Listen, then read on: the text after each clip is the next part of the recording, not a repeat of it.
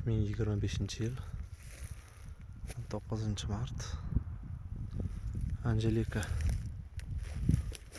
olxo'rlari gullash jarayoni asta-sekinlik bilan boshlanyapti. Hali ochilmagan 5%, 10% miqdorida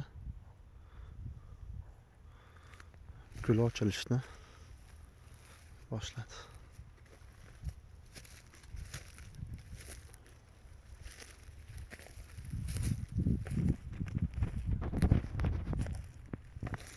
Nisbatan teva taraflari ertaroq gullaydi, adar zona bo'lgani uchun. Pastki qismlari bo'lsa biroz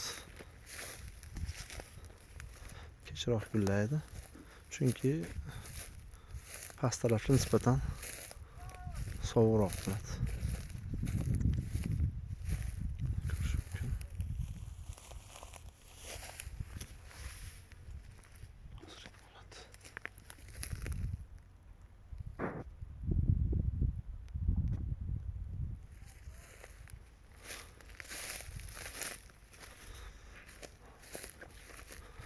Buni vazisimon uslubda tarbiyalaganmiz daraxtlarni.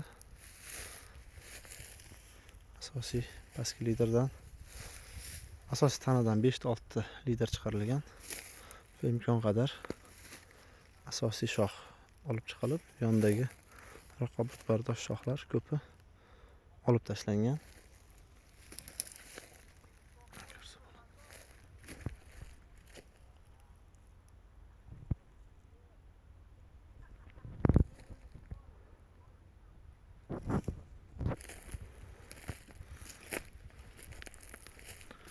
Katta maydonga kelgan. Bu ushbu binomimiz kechki sentyabr oyida pishadi.